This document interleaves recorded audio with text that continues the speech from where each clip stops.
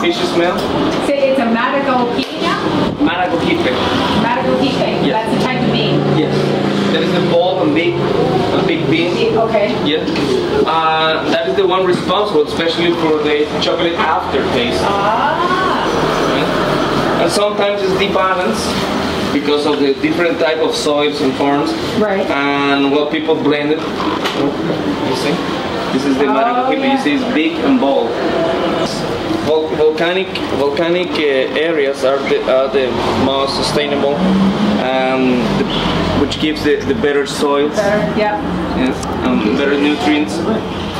They smart, yeah, the bigger bean. Yeah, but sometimes, you know, a big farm, especially the big farms, they cannot keep the same soil, right. The same nutrients. Right. It's hard to keep that balance. Yes, and especially with the rain and how it goes, the erosion. Washes down. Yeah, yeah. Because it's all growing on the slopes, right? Yeah. Coffee, yeah. Yeah. Let me just open one anyway.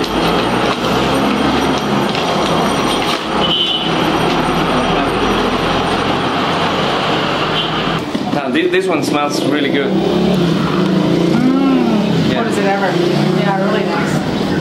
That's why I care a lot of the cooling process, because you know the profile itself is not finished at the time that you finish roasting with the roast machine. Right.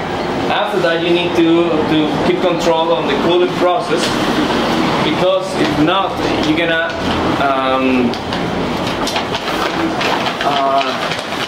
you call when it's in the oven. Burn?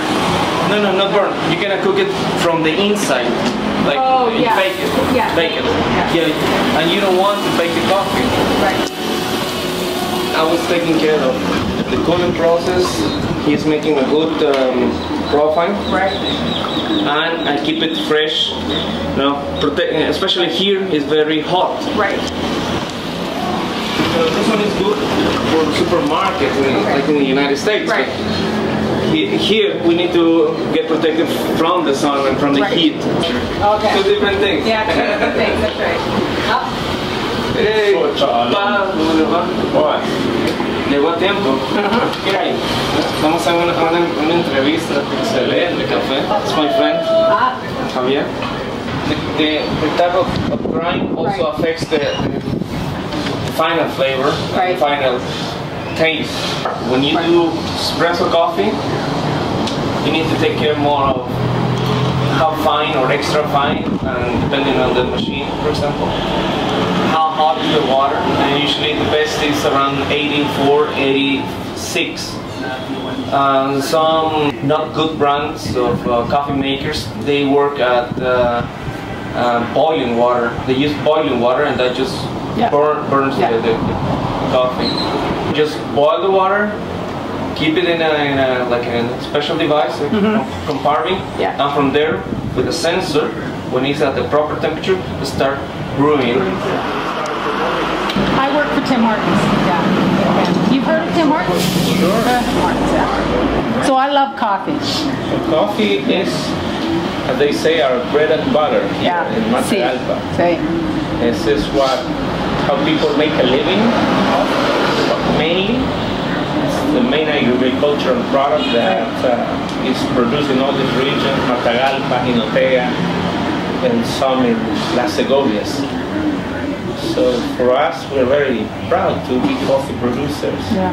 It's the #1 commodity as well for Nicaragua as an export product. Yeah.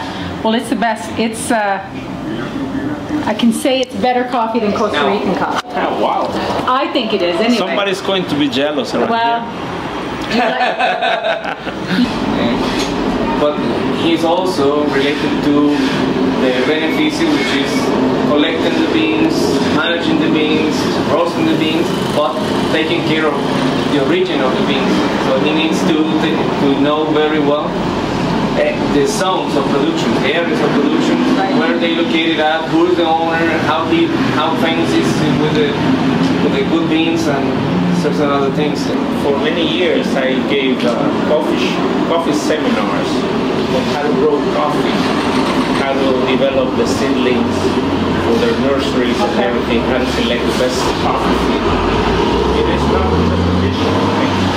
It is something that they have to choose the plants within the plantation and look for the strongest, more robust, that has the highest coffee yield in the plantation, that should be selected and marked as the source from which to grow the seeds. To start the new ones. Because in the past they used to do the selection of the seed when they had already harvested and picked the coffee, they had already fermented it, they had already washed it, and they went by appearance.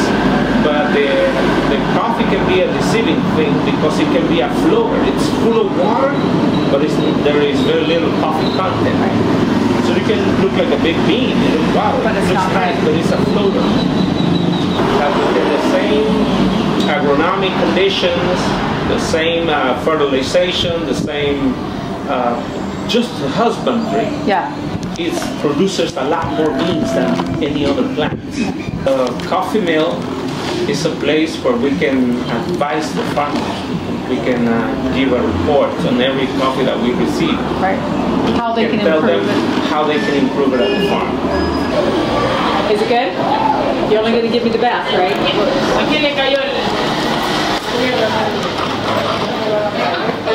Oh. That's strong. That's espresso. You see, I make it an espresso brew. A brew espresso. The oils, get dissolved well in the hot water. But when it's decreasing the temperature, they're becoming more into fat. So you can appreciate and you can get the buttery taste. Yeah. That is on the label. Deep chocolate aftertaste and buttery. ¿Qué sabor siente en la taza de café? A veces hay diferentes sabores cítricos, achocolatados, entonces más o menos qué sabor usted siente. Excelente. That's the right word? Yes.